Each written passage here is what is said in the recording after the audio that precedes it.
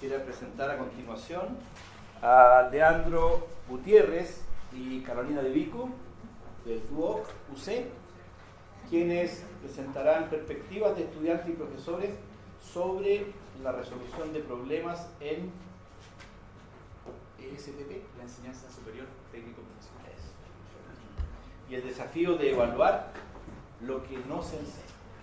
Hola, buenos días. Bueno, nosotros vamos a contar un poco la experiencia que hemos vivido en el DUOC de alinear ciertas asignaturas a la resolución de problemas, ¿ya? Esta experiencia la vamos a contar enfatizando 3 puntos. La opinión y la recepción que han tenido los docentes de implementar esta metodología, la percepción también cómo lo han recibido los alumnos y en tercer lugar también el desafío que ha significado para nosotros evaluar la resolución de problemas en las clases. Porque, bueno, eso creo que ha sido el principal desafío. Les voy a contar primero un poco, un contexto, cómo nació esto. Esto partió, digamos, se podría decir que el año 2016. Ahí aparece una foto del profesor Patricio porque la verdad es que él como representando un poco lo que se ha hecho en la iniciativa ARPA, para nosotros fue súper decidor, nos marcó y nos delineó el camino.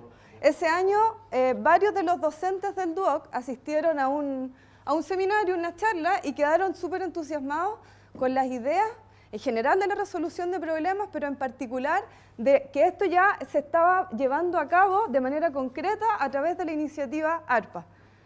Paralelamente a eso, también en DUOC se estaba conversando la incorporación de competencias de empleabilidad a varias de las asignaturas que se imparten allá.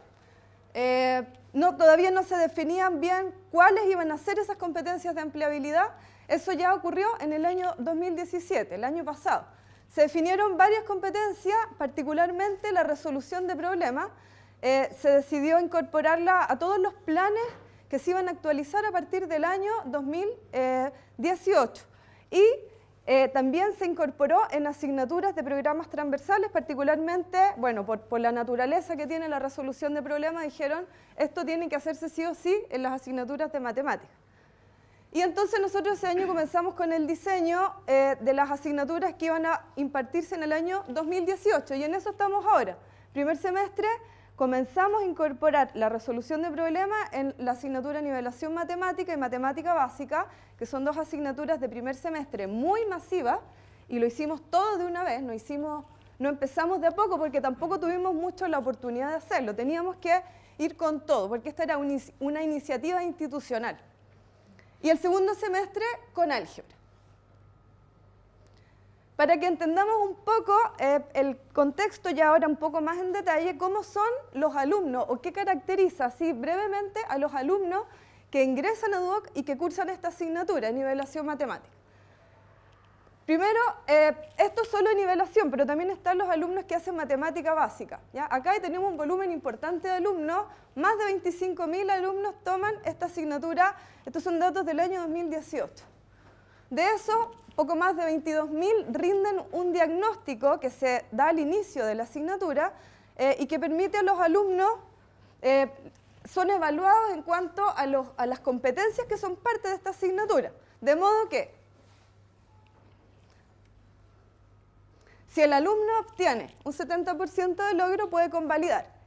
La realidad de este año es que un 18% de los estudiantes obtuvieron por lo menos un 70% de logro en el diagnóstico, lo que significa que hubo un 80% de todos estos alumnos que ingresaron que no contaban con las competencias o con los conocimientos básicos que nosotros consideramos necesarios para que los alumnos puedan abordar de manera exitosa una carrera profesional. Estos son conocimientos de enseñanza básica y hasta segundo medio. Vale, otra más. Ahí más o menos aparecen ya un poco más detallados cuáles son estos contenidos que son parte de la asignatura y que también se evalúan en el diagnóstico. Bien, La asignatura nivelación matemática, como para ponerla de ejemplo, ¿cómo nosotros dijimos, ya, la estamos alineando a la resolución de problemas? Básicamente incorporando en el semestre 6 talleres de resolución de problemas y cambiando el examen, que siempre ha sido un examen teórico de respuesta cerrada, a un examen que tenía 2 partes, una parte teórica y una parte práctica, que también era un taller de resolución de problemas. Entonces, en el fondo, los alumnos durante el semestre estaban resolviendo en 7 ocasiones talleres de resolución de problemas que eran evaluados. Todo esto comenzó el año 2018. Si ustedes se fijan en las ponderaciones, sacamos las cuentas, la evaluación que proviene de la resolución de problemas pesa un 30% de la asignatura, lo cual generó también un impacto y algunas controversias que vamos a detallar un poco más adelante. Bien, parte de la tarea de implementar la competencia fue, somos de UOC, evangelizar a los docentes y a la comunidad en general de todo lo que iba a significar este cambio. Porque hay algo muy especial que pasa con esta percepción que tenemos de la iniciativa ARPA, que es o pretende ser una solución muy simple a un problema que viene de mucho tiempo. No digo que sea la solución completa, pero parece ser muy efectiva. Es como decir, que bien, se les ocurrió, lo implementaron, lo hicieron muy bien. Entonces, bueno, eso parece por una parte, pero en realidad es mucho más complejo. Hay harto que hacer, hay harto trabajo de formar a los profesores, de cambiar su manera de evaluar, de que ellos entiendan cuál va a ser ahora su nuevo rol, cuál va a ser el rol del alumno. Van a tener que tener una participación mucho más activa y todo eso requirió entonces que se hicieran habilitaciones, reuniones con docentes. Tuvimos también que hacer un trabajo importante en cada una de las sedes. Nosotros, eso es algo que nos diferencia también, por ejemplo, lo que estábamos escuchando ahora de INACAP, es que tenemos una jefatura en cada una de las sedes y ellos, en el fondo, dirigen y administran un poco el programa de matemática de manera local. Entonces, podemos llegar a las sedes a través de ellos, más fácilmente. Y también significó generar una serie de documentos y protocolos para delinear esta tarea que va a ser la aplicación de los talleres. ¿En qué consisten los talleres? Aquí, bueno, primero que enfatizar que los problemas que van incluidos en los talleres son problemas que se diseñan a nivel central y un problema o 2 problemas por taller que se hace llegar a cada uno de los docentes que después los va a aplicar en su sección o en su asignatura. Se le hace llegar al profesor el problema y unas 2 o 3 extensiones por problema. Ahora, el profe igual tiene la posibilidad de tomar este problema y de adecuarlo a la realidad de su curso. Eso existe, ¿no? Como posibilidad, pero no ha estado exento de dificultades. La aplicación del taller es algo que ya creo que todos conocen y que se ha venido conversando durante esta charla, que tiene estas etapas donde al alumno primero se les forman grupos aleatorios de 3 personas, se les entrega el problema, ellos comienzan a trabajar, el profesor va observando, interactuando en ciertos momentos que están bien definidos, pero aquí como lo que le agregamos nosotros es que el profesor al mismo tiempo va evaluando con una rúbrica. Esa rúbrica es como todo esto partió de una cuestión institucional, de una competencia, empleabilidad que se va a incorporar no solo en matemática, que es la resolución de problemas, sino que también en otras asignaturas. La rúbrica es una rúbrica genérica. Esta es la rúbrica. Es una rúbrica compleja que tiene 6 indicadores de logro y cada indicador tiene 5 descriptores. Entonces el profesor, además de estar atendiendo a los alumnos, observando, viendo cuándo conviene o no interactuar, tiene que ir llenando todos los aspectos, eligiendo cómo evaluar y llenando esta hojita, que es la hoja de registro de la rúbrica. Se ve fea, pero no es tan terrible llenarla, porque La primera parte es la información de los alumnos. Tienen que ennegrecer las celdas para marcar el root, la asignatura. Y aquí, si ustedes se fijan, hay 4 columnas para que el profesor vaya registrando el nivel del descriptor a nivel grupal.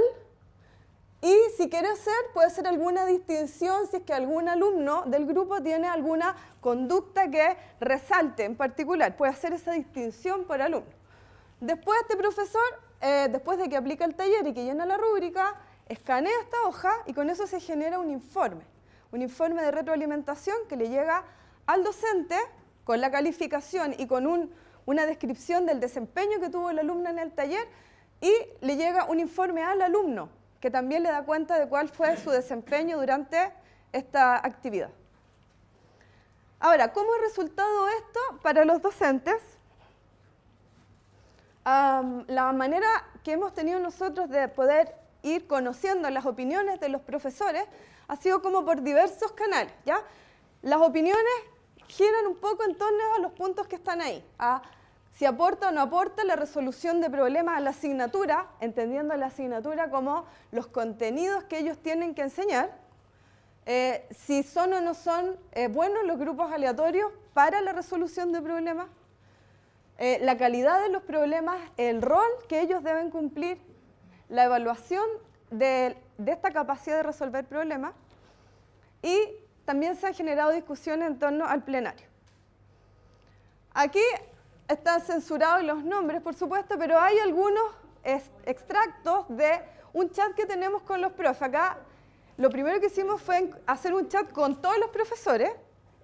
Son 300 profesores que están dictando estas asignaturas, y ahí hay algunos párrafos donde se discuten más o menos algunos de estos temas que mencionaba recién. Por ejemplo, los grupos aleatorios, los pone en jaque. Bueno, esto que está acá ocurre principalmente al inicio, ¿ya? Porque los profes recién están entendiendo, esto no ha sido fácil para ellos. Hay otros que lo encuentran fantástico inmediatamente, que lo pudieron percibir de una manera distinta, pero también se deja ver, por ejemplo, que esta cuestión como que está muy interiorizada en la manera tradicional de hacer clase. Entonces, el profesor, al inicio, por ejemplo, de esta experiencia, lo que estaba esperando era tener una pauta de corrección de los problemas, y había muchas maneras distintas de resolver los problemas, por eso eran problemas. Eso causó un montón de controversia. Pero también hay muchas opiniones que son positivas. Independiente de la sede que provenga, de la asignatura que esté haciendo, hay consenso en algunas opiniones. Por ejemplo, todos los profesores, no hemos escuchado ningún profesor que haya dicho que esto ha sido un retroceso. Todo lo contrario, todos piensan que esto ha sido un avance, de alguna u otra forma. Por supuesto que queda mucho por hacer. ¿Por qué un avance? Porque a los alumnos esto los motiva. Eso es indiscutible. Ven por fin alumnos contentos y con ganas de resolver problemas en sus clases, ¿ya? Sienten que es una oportunidad para que los alumnos desarrollen habilidades, y en general también han destacado como positivo cuando los problemas tienen relación con los contenidos que están viendo, sobre todo cuando esos problemas se presentan el taller antes de que el profesor le toque ver el contenido. Entonces el alumno tiene la oportunidad de explorar un poco y después de formalizar en la clase tradicional con el profesor lo mismo que él ya había reflexionado durante el taller. Lo negativo, bueno, sin duda lo más difícil para el docente ha sido evaluar. Y sobre todo cuando se trata de hacerlo en grupos grandes, que son de 40 personas. Es estresante, los profesores terminan muy cansados, porque tienen que interactuar, tienen que al mismo tiempo evaluar. Así que básicamente ha sido un trabajo estresante y difícil. Por otra parte, también ha sido cuestionada de parte de los docentes la ambigüedad que significa evaluar a través de una rúbrica, algo a lo que los docentes no están acostumbrados a hacer en matemática. Todos nosotros lo que hacemos es una pauta de corrección, ¿verdad? Entonces, ha sido como una demanda un poco el hecho de tener que definir muy bien qué criterios usar para poder elegir el descriptor que corresponde a cada uno de los indicadores. Dice ahí también, hubo alumnos que aprobaron nivelación sin tener el dominio adecuado ni de los contenidos ni de la habilidad de resolver problemas. Eso también ha sido un tema que ha estado ahí como en cuestionamiento, porque como veíamos al principio, la resolución de problemas pesó un 30% en esta asignatura que se dictó en el primer semestre, a principios de este año. Entonces, claro, como existía también esta dificultad de evaluar, hubo muchos alumnos que aprobaron, principalmente porque tenían buenas notas en los talleres. Bien. Para nosotros era muy importante tener la opinión directa de los docentes, entonces generamos este chat, participábamos de reuniones que se generaron localmente, tratamos de estar acompañando el trabajo de los profesores lo más que pudimos. Sin embargo, también era importante recopilar la mirada, la experiencia de los estudiantes. Entonces para esto tenemos menos información, menos comunicación, pero generamos dos focos en dos sedes. Vamos a llamarla CDA y CDB para no particularizar. Estas sedes tienen sus características distintas en función de cómo los docentes también miraron esta iniciativa. En la CDA hubo un equipo muy alineado y con una opinión muy favorable respecto a la resolución de problemas desde el inicio. Rápidamente ellos dijeron que esto era súper bueno, que iba a funcionar. Hicieron grupos desde los primeros talleres, empezaron a juntarse a discutir cómo lo iban a implementar. A diferencia de la CDB, que habían opiniones un poco menos alineadas. Inicialmente hubieron conflictos y habían opiniones que parecían no tan favorables. Había muchas dudas bueno, las conocemos, por ejemplo, que mis alumnos quizás no van a ser capaces de resolver esto, porque nunca han tenido esa experiencia. Entonces, si yo les coloco un problema que no le expliqué antes cómo se hacía, no vimos antes algo relacionado, lo más probable es que no puedan. Esa era una opinión bien generalizada al inicio, un miedo que tenían los docentes de implementarlo. Algunos derechamente miraron el taller y algo hicieron para prepararlo antes del taller. En la clase anterior les dieron algunas pistas, eso era algo que ocurrió.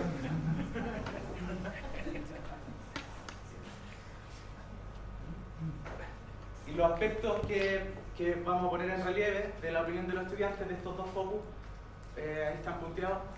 La pertinencia de los problemas a la asignatura, ¿qué opinaban los estudiantes de los problemas respecto a la asignatura, los temas, los contenidos, las guías que trabajaban en clase? El aporte al aprendizaje. ¿Cómo veían ellos que esta instancia o esta experiencia, si producían o no aprendizaje en ellos? ¿Cómo era la idea del desafío y la motivación? Que la propuesta es que esto sí debiera significar una motivación distinta para el estudiante. ¿Cómo lo ven ellos? ¿Qué más aporta? Porque eso no era una pregunta dirigida de los focus, pero aparecen cosas adicionales de las que uno quiere observar. Y aparecen cosas naturalmente de las opiniones de los estudiantes.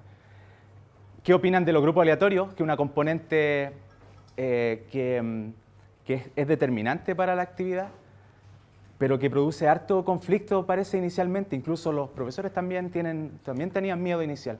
No van a resistirse, no van a querer, se van a enojar. ¿Cómo ven después de un proceso completo? Estos plenarios son después de haber finalizado una asignatura, que es la de nivelación matemática. ¿Y qué opinan de la instancia del plenario?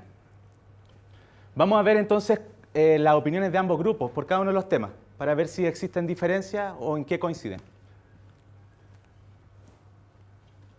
Respecto a la pertinencia de los problemas de la asignatura, el grupo A, el grupo de la CDA, opinaban que eran muy pertinentes los problemas, que para ellos era muy satisfactorio ver que una vez que realizaban el taller, previo quizá al tema que iban a tratar posteriormente en clases más tradicionales formales, se daban cuenta que había una manera óptima de resolver ese taller y que entonces lo veían después como fácil. Inicialmente les costó, hubieron estrategias que fueron quizás menos eficientes, entonces después valoraban eso. Ahí pusimos en azul algunas opiniones textuales de los estudiantes, las más representativas. En negro estamos un poco dando el resumen. Y la CDB, ellos opinaban que no tenían relación, que eran muy distintos a las guías. Hacer esta experiencia era muy distinta al trabajo con la guía. Ellos opinaban así, no dieron más información. Respecto al aporte del aprendizaje, aquí hay una coincidencia. La primera coincidencia, si bien sentían los estudiantes que los de la CDB, por ejemplo, que no había mucha relación con los contenidos, igual ellos opinaron que aprendían más en esta instancia, que era una actividad donde ellos, al desafiarse, al tener una problemática, algo pasaba en ellos, que aprendían finalmente. Bueno, la CDA opinaban casi de todos los temas muy favorables, y ahí hay algunas opiniones que demuestran eso. Hay algunas cosas como, por ejemplo, la CDB me permitió razonar, no era solo aplicar una fórmula. Todos esos comentarios un poco son como, se intuye que hay una comparación con la clase que consideramos como tradicional. Hay que ser ingenioso, dicen. Respecto al desafío de la motivación, también hay coincidencia, con matices, pero opinan respecto a los problemas que se involucran con los problemas, que establecen una relación personal con el problema y dicen cosas como que no me la puede ganar. En algún minuto una niña comentaba, es que después de hacer el primer taller, no sé, ya el tercer taller, ya esta cuestión no me la podía ganar, yo tenía que resolverlo. Entonces sentían que era desafiante y motivante, y ahí, bueno, expresan algunas de las razones. Resolver el problema les producía satisfacción, eso lo dijo así, tal cual un estudiante. Me produce satisfacción hay una satisfacción cuando lo resuelvo. Bueno, uno va ya viendo estas opiniones y da cuenta de que esto realmente algo produce. Bueno, después podemos hablar un poco más. ¿Qué más aporta? Entonces, no solo se queda en el aprendizaje de la matemática ni de la resolución de problemas, sino que ellos ponen en relieve o realzan o resaltan otras cosas que suceden y otras cosas que le aporta esta experiencia, como la creatividad, trabajo en equipo, comunicación y pensamiento analítico, que en definitiva son cosas que son propias de la actividad matemática, no se escapan a eso, pero para el alumno es como si fueran cosas distintas. Ellos ven la matemática de otro modo, entonces esto es como aquí estamos haciendo una cosa que excede la matemática, es como que esa es la sensación que les produce. Nos ayuda a razonar, cambia nuestro pensamiento, nos escuchar al resto, interactuar con respeto, compañerismo, trabajo en equipo, eso lo ponen en relieve los estudiantes. Si empezamos a ver en lo medular de la actividad, que es la resolución de problemas, enfrentar al alumno con un problema, y la modalidad un poco, ellos naturalmente resaltan lo que uno prevé que sucede. Ahora, respecto a los grupos aleatorios, ambos grupos manifestaron este cuidado que advertían también los profesores o que uno puede imaginarse. A veces les toca con un alumno que no tiene la disposición a trabajar, que tiene más bien un rol pasivo y espera que el otro lo resuelva. Entonces, ambos grupos manifestaron eso. Sin embargo, el grupo de la CDA dice que, si bien eso ocurre, tiene muchos elementos que son destacables. Por ejemplo, esto de interactuar con otros compañeros, como eran alumnos de primer año, a muchos estudiantes les permitió conocer a sus compañeros, cosas que ellos reconocen que no hubiesen sido capaces por sí mismos. Era como que era una instancia obligada donde les permitía socializar con sus compañeros, conocerlos. Eso era algo que parece común. Sin embargo, el grupo de la CDB solo veía como una cosa que les producía mucho conflicto. Tenían muchos compañeros que no participaban, que no hacían nada, y sentían que tenían que cargar con ellos. Una niña dijo que tenía compañeros mochila, que tenía que cargó con ellos todo el semestre. Entonces, ahí hubo una diferencia. Ellos no vieron como muy positivo la experiencia de trabajar en grupo y que fueran aleatorios. Sugerían incluso cosas intermedias como podríamos elegir a uno y que el tercero fuera aleatorio. Decían cosas así como semi-aleatorio. Y respecto del plenario, aquí también hay otra diferencia. En la CDA valoraron mucho esta instancia, la definieron como una instancia que también aportaba al aprendizaje. Explicar a mis compañeros producía aprendizaje, una comprensión mayor. Y también ver las maneras distintas de pensar y de resolver el mismo problema también era una instancia que aportaba y nutría al aprendizaje. Sin embargo, los alumnos de la CDB, algunos alumnos comentaron que no tuvieron plenario, que el grupo que terminaba se iba, o que el plenario era, apenas alcanzaban a hacer plenario, que se le iba el tiempo y entonces el profesor o la profesora sacaban a un alumno y finalmente el profesor tomaba el rol protagónico y explicaba cómo se hacía de manera ideal el problema. Entonces, para ello el plenario era como un accesorio a la actividad. Esa era una diferencia importante. Ya hicimos la revisión de todos los elementos. ¿Qué uno puede pensar de las diferencias? ¿Por qué ocurrieron estas diferencias?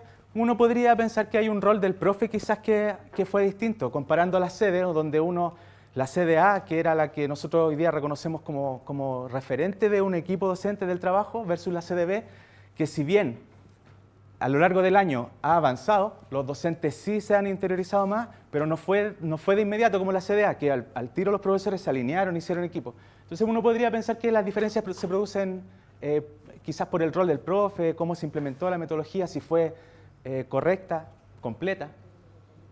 Sin embargo, es interesante las coincidencias, porque incluso a lo mejor aunque se aplicó mal esta cuestión, aunque el profe no lo hizo quizás del todo bien, igual los alumnos ponen en relieve y realzan características que tienen que ver con la actividad matemática, lo que justamente se quiere promover.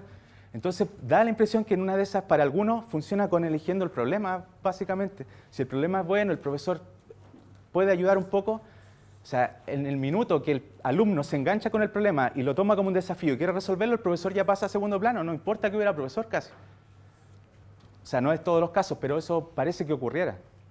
Entonces, eso nosotros que nos parece muy interesante, que la apuesta que hicimos de implementarlo de manera masiva, aprovechando un contexto institucional de como querer, además de desarrollar la competencia, medirlo y todo eso, se introdujeron recursos, nosotros dijimos ya la oportunidad.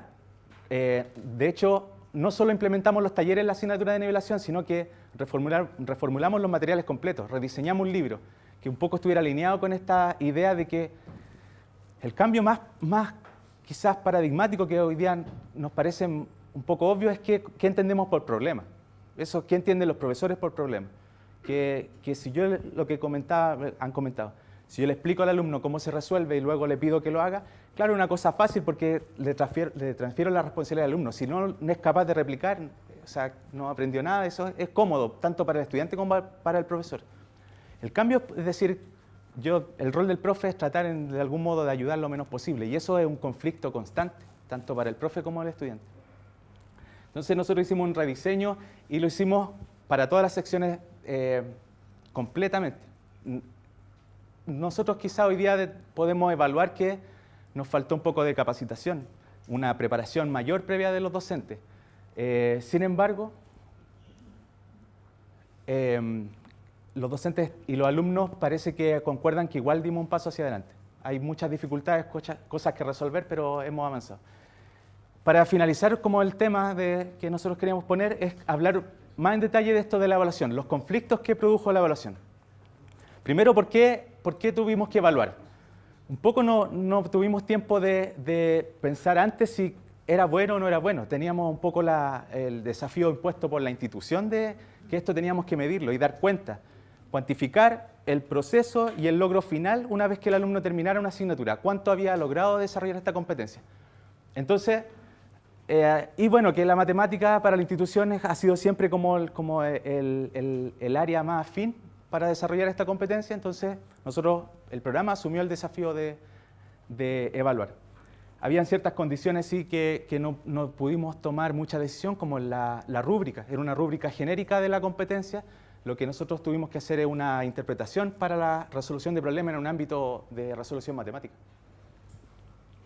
Entonces, ¿cómo implementamos esto? Teníamos algunas definiciones previas, como la rúbrica, que era una rúbrica muy compleja, muchos indicadores. Entonces tuvimos que hacer una interpretación o una delimitación para el ámbito de la resolución de problemas matemáticos. Y poder transmitir esa interpretación a los docentes, que la pudiéramos discutir, conversar. Pero esto tenía unas dos grandes dificultades que ya las comentó Carolina. La objetividad de la evaluación. No es que no fuera objetiva, sino que producía un conflicto para el docente. Los docentes se sentían culpables de haber evaluado al estudiante porque no sabían si lo habían hecho bien o no. Entonces eso es un conflicto que fue permanente, hoy día persiste, no está totalmente resuelto. Hemos dado pasos, hemos avanzado, pero es una dificultad. Y que la evaluación no entorpezca la actividad, porque lo esencial ahí no es evaluar, no es que ver cómo se comporta el alumno y cuánto avanza, sino que ocurra la actividad en la resolución de problemas. Porque además esta evaluación llevaba calificación y llevaba una ponderación y decidía si el alumno un poco podía aprobar la asignatura o no. Entonces eso teníamos el miedo de que pudiera, no sé, interferir en la actividad. ¿Qué hemos hecho para avanzar en minimizar o tratar de reducir los problemas asociados a estas dificultades? Que no lo hicimos desde un comienzo, pero hoy día ya lo sistematizamos, sobre todo en la asignatura de álgebra, que también implementamos la metodología, que junto al diseño central de los problemas, una guía docente que va dentro de esa guía un análisis didáctico con una posible respuesta experta, con posibles estrategias de solución alternativas, posibles caminos que tomen los estudiantes, posibles dificultades, preguntas que pudieran ser de ayuda para el alumno que está entrampado, o sea, como estas simplificaciones posibles que puede hacer el problema, extensiones adicionales si es que el grupo avanzó muy rápido y terminó a la media hora y todavía no, los otros van en la primera pregunta. Y además, algunas indicaciones prácticas que observar cuando voy a darme cuenta que el alumno, este grupo, está en un estado del indicador B, en un estado 2, 3, 5, tratamos de dar algunas sugerencias prácticas, también para que fuera más rápida y sencilla la evaluación, para que no interfiriera. En síntesis, el cambio se percibe como positivo, en general, por los docentes y por los estudiantes, pero ha sido muy difícil. Hay todavía cosas que resolver, bastante por hacer. En general, el balance es positivo. ¿Cómo seguimos? Tenemos también, quizás partimos al revés como INACAP. Primero la alianza con el equipo que ha llevado adelante esta metodología, el proyecto ARPA. Nosotros ahora estamos en conversaciones con el equipo para hacer capacitación a docentes, crear un equipo de docentes que sea referente. En términos prácticos también, la evaluación como produjo tanto conflicto en nivelación, vamos a mantener la cantidad de talleres, que son aproximadamente 8, pero vamos a evaluar la mitad solamente. Los otros van a ser experiencias que se den más libres de este conflicto que es la evaluación. Y para el próximo año tenemos que introducir, hacer la alineación de las asignaturas de cálculo 1 y estadística. Y esto es para todas las secciones de cálculo 1 y estadística de DUOC, que también son bastantes. Los volúmenes son importantes y eso es un desafío adicional. Muchas gracias.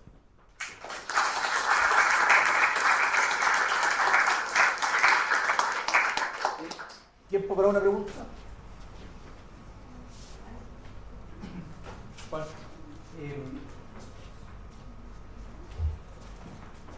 Dentro de lo que era el proceso de problemas mismos, ¿Cómo? El profesor tenía la resolución de problemas mismos. El profesor tenía que cumplir su rol de mediador y al mismo tiempo estar evaluando. Sí, fuimos bien proveedores. El profesor sentía que su rol de moderador lo pudo evaluar si lo estaba haciendo bien y consideraron que eran dos personas con dos roles distintos. Sí, hay bastantes ideas para resolver eso porque no está resuelto. Es un conflicto para el docente, sobre todo secciones que superan los 30 alumnos. Todavía estamos barajando alternativas. La primera, la que ya está decidida, es como ya la evaluación vamos a tratar de que sean menos instancias de evaluación, que sean más instancias de talleres, pero sin necesariamente que tenga el profesor que estar llenando la rúbrica. Lo que hemos hecho es como simplificar la rúbrica. Si bien tiene 6 indicadores, con 5 descriptores cada uno, estamos focalizando en algunos nomás por cada taller y suponiendo que se dan los otros, como guías prácticas para la evaluación. Pero pudieron ver si el profesor sentía que podía el rol de mediador, hacerlo, cumplirlo adecuadamente. Para algunos funcionaba, decían que lo pudieron resolver, elaboraron sus estrategias propias. Para otros fue un conflicto constante, algunos no lo lograron. ¿Sienten en qué falló, fundamentalmente? Es que no lo hemos visto con claridad. Suponemos algunas cosas. Por ejemplo, que la rúbrica es muy pesada. Y tratar de hacer. Eso es la evaluación. Yo puedo hablar yo tengo una experiencia, porque soy profesora de DUOC y matemáticas, muy feliz de la institución donde trabajo, y para mí la experiencia fue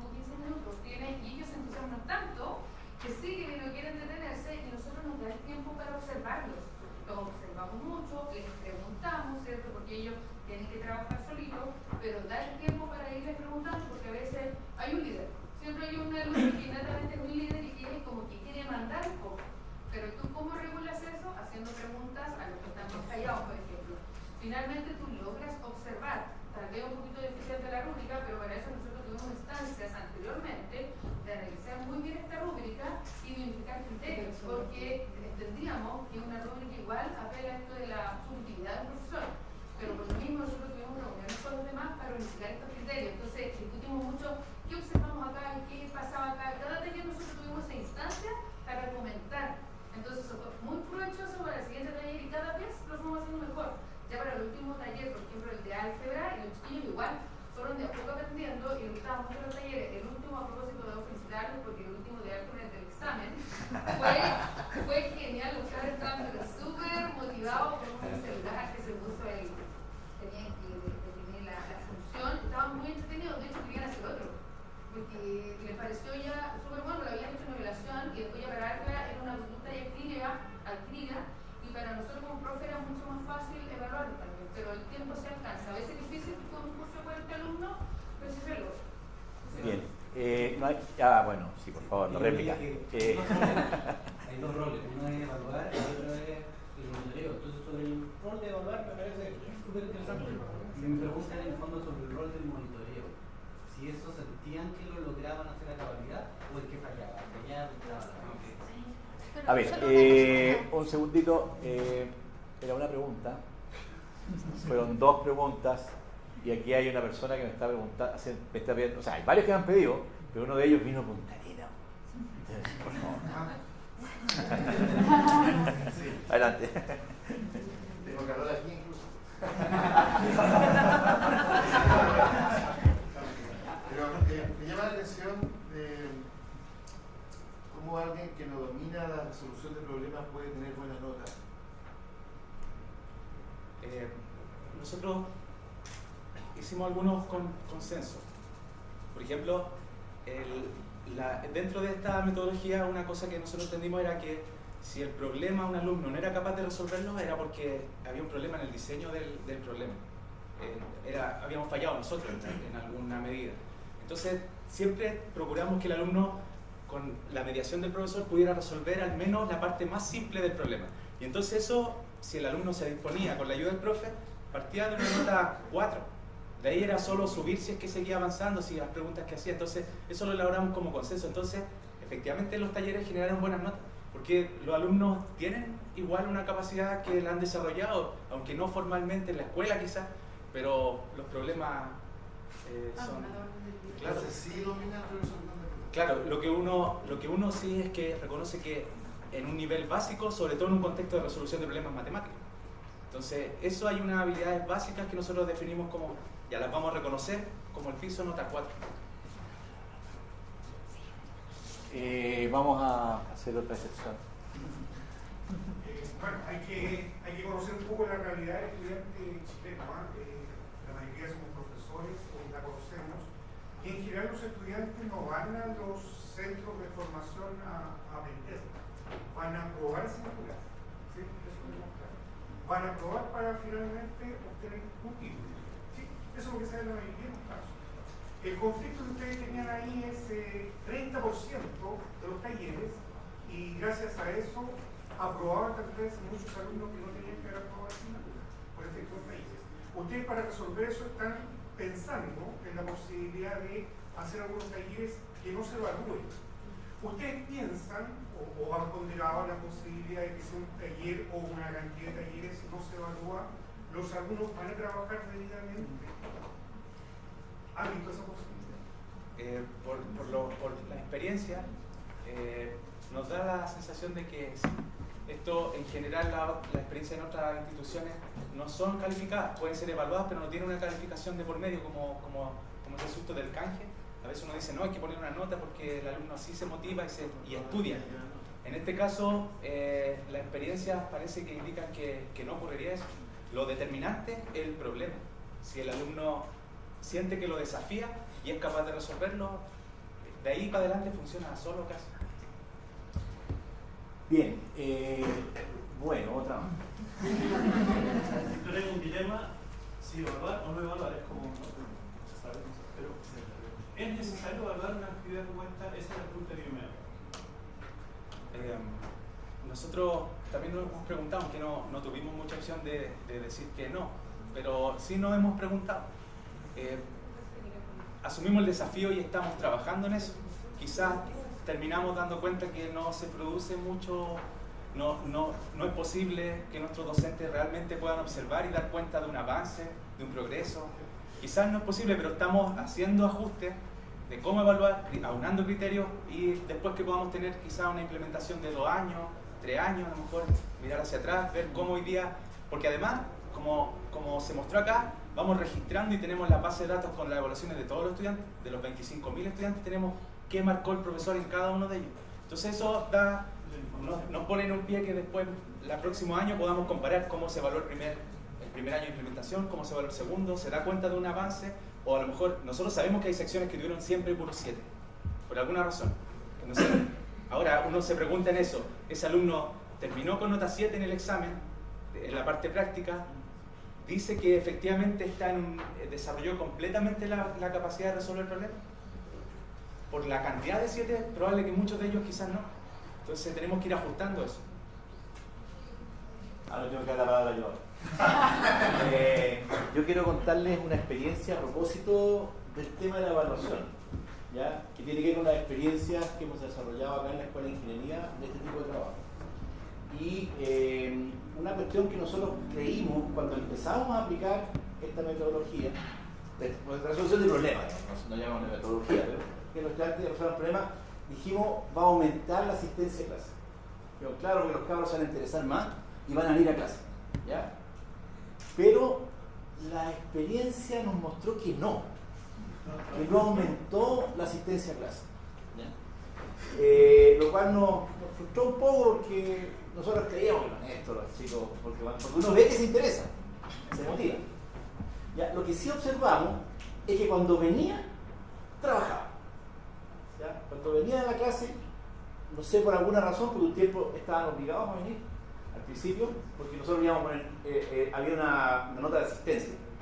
¿Ya? Entonces estaban obligados a venir, venían y cuando venían trabajaban, no se negaban a trabajar, o sea, se motivaban estando acá.